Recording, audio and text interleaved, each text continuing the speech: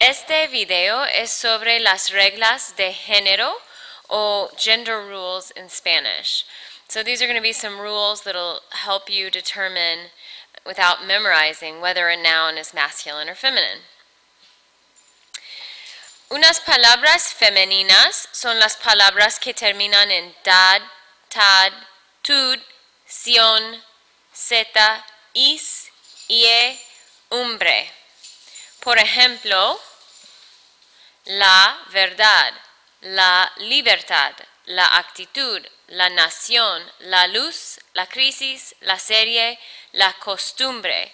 So most nouns that you can think of that end in dad are feminine. Same thing that most nouns that end in z are feminine. There siempre hay excepciones, como lápiz, el lápiz. It's just an exception. But for the most part, these are words that end in these endings are feminine. También las palabras que empieza, that should be empieza, con a, con el estrés, parece masculina, pero no es. So words that start with an accented, either naturally or actually has an accented a, the letter a, the sound a that has the stress on it. It looks like it's going to be a masculine word because it gets the masculine article, but it's not. So el arte, and then it's actually a feminine word because when it becomes plural, it's las artes. And this happens because when you say la arte, those two A's run together and it doesn't sound good. So they just make it masculine, and it's the masculine article in its singular form. So el hacha, it would be la hacha, but la hacha does not flow well. So they just change it to el hacha, but las hachas, el ala, las alas, el águila, las águilas. Las palabras masculinas. Hay muchas palabras masculinas. Esas son las reglas. Aje, al, es, in, ma, pa, ta. So I never learned these gender rules as a Spanish student, but they're super helpful. I did, as in Spanish 3 when I was in high school, learn that words that end in ma, pa, ta are always masculine. And that's almost always the case. El paisaje, el canal, el inglés, el calabacín, el problema, el mapa, el planeta. Sorry, got a rambunctious puppy.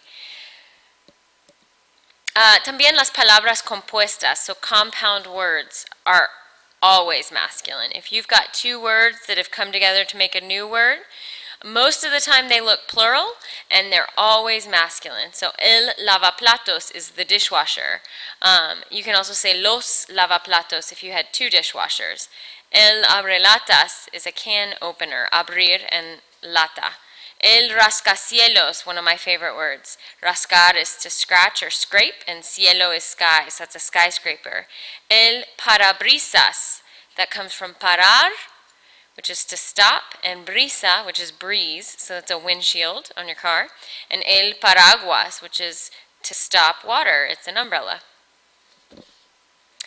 Ambos géneros, las palabras que terminan en L, N y R, pueden ser masculinas o femeninas, pues depende en la palabra. So words that end in L, N, and R don't have rules, unfortunately. Those are some you just have to memorize. So some examples, la piel, but el árbol. Those both end in L. There's no rule, you just have to learn. Piel is feminine, árbol is masculine. La razón, el plan. La labor, el sur.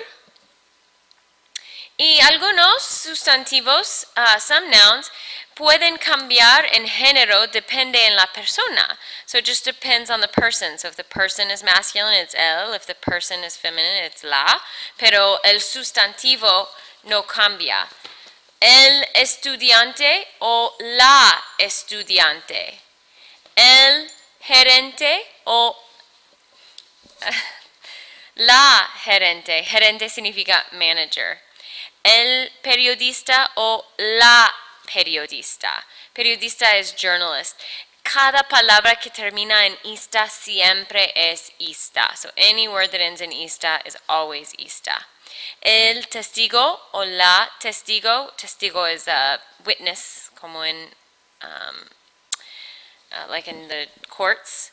El modelo o la modelo, the model. También tenemos unas palabras que en que el género puede cambiar el sentido. So there's some nouns that the gender, the article, changes the meaning of that noun. So la radio isn't like the medium, like radio waves.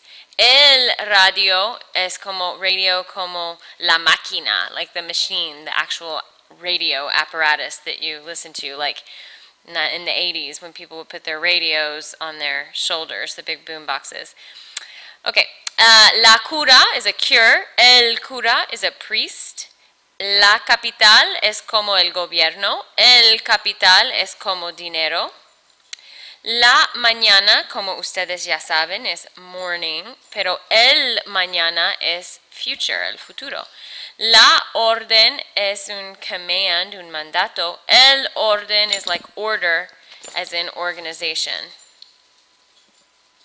Ok, hay una práctica, si quieren practicar, en este sitio, en esta página web. So if you'd like to go to this web page, there's a practice you can do. It's 100 questions, it's just a good practice. Ok, gracias.